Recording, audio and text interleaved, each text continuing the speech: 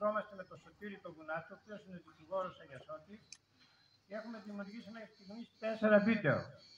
Το πρώτο ήταν η Ασία, Σμύρνη, Ελλάδα, το οποίο ήταν για να τιμήσουμε τα 100 χρόνια της Μικρασιατικής καταστροφής, και το παρουσιάσαμε στην Αθήνα, στο Πνευματικό Κέντρο του Δήμου Αθηναίων για πρώτη φορά.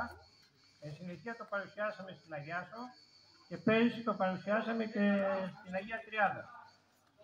Ακόμα το παρουσιάσαμε και στο Πνευματικό Κέντρο του Δήμου Πεντέλης, διότι υπάρχουν πολλοί μικρασιάτες εκεί και μας το ζήτησαν.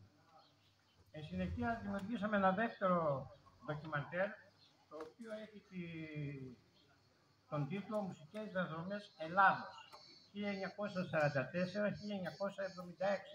Τα 30 χρόνια, τα πιο ανθυρά χρόνια της περίοδου αυτής, διότι είχαμε την απελευθέρωση, στη συνεχεία είχαμε τον διχασμό, τον εμφύλιο, είχαμε τη μετανάστευση,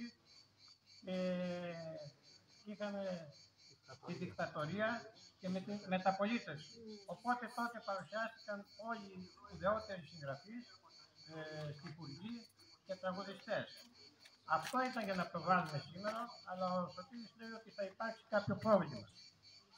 Τώρα στις 17 του μήνα, στην Αγιάσο, ετοιμάζουμε ένα τρίτο βίντεο, το οποίο είναι ορχιστρική μουσική της Αγιάσου. Από το 1860 μέχρι το 1960, τα 100 χρόνια. Το οποίο θα είναι βίντεο και ζωντανή μουσική, η οποία θα είναι η καλύτερη της Αγιάσου, μουσικάντικες. Αυτό θα το παρουσιάσουμε στο Χάινι στις 17 Αυγούστου. Την επόμενη μέρα έχουμε να παρουσιάσουμε μια καινούργια έκδοση του Βασιλή Κομαΐτη, το οποίο είναι ένα δίτομο έργο 900 σελίδων για την Αγιάσο, αφιερωμένο βιβλίο στην Αγιάσο. Είναι πιο ξεκάθαρα από το προηγούμενο. Έχει περισσότερη επιμέλεια.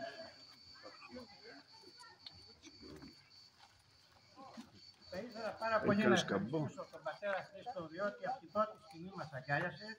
Λυπάμαι το χρόνια να κάνουμε τέτοιες συντάξεις, αλλά φέτος ορίμασε αυτή η κατάσταση και του χρόνου θα έχουμε περισσότερες. Όπως επίσης και τη Σκλοβάτιδα την κυρία Αφροδίτη, η οποία μας αγκάλιασε την πρώτη στιγμή. Σας ευχαριστούμε όλους και θέλουμε να το παρακολουθήσετε με ενδιαφέρον.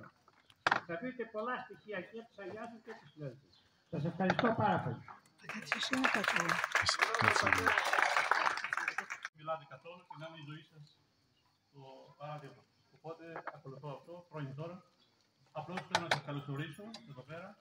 Ο Σύλλογος Αγιαστωτών στην Αθήνα μας προσέγγισε πάρα πολλές φορές στο να κάνουμε μια εκδήλωση. Πάντα βρισκόντουσαν εμπόδια.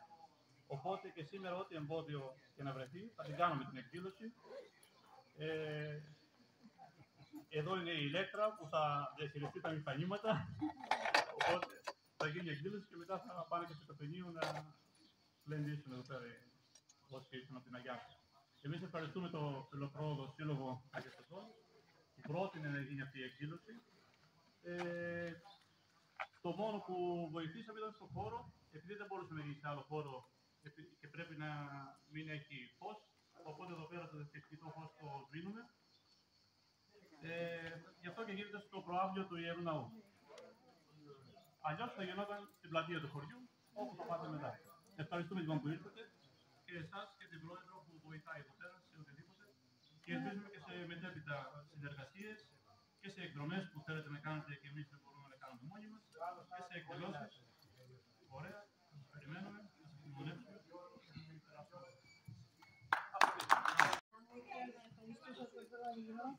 Που με την καρδιά του έδωσε αυτό το δικό μου και πιστεύω να μην δώσετε κι άλλα. Τους συνεργάτες του, τους παλιανούς του, που είναι εδώ, το Πάτερ Χρήστο, την Ηλέκτρα, το Θεοδάκη, όλους όσους φωνάξαμε όλοι με μεγάλη προθυμία ήτανε. Ευχαριστώ πάρα πολύ και θέλω να ερχόσαστε όταν κάνουμε τέτοιες εκδηλώσεις, τουλάχιστον από το χωριό μας, που είναι μετρημένοι σήμερα. Ευχαριστώ πολύ.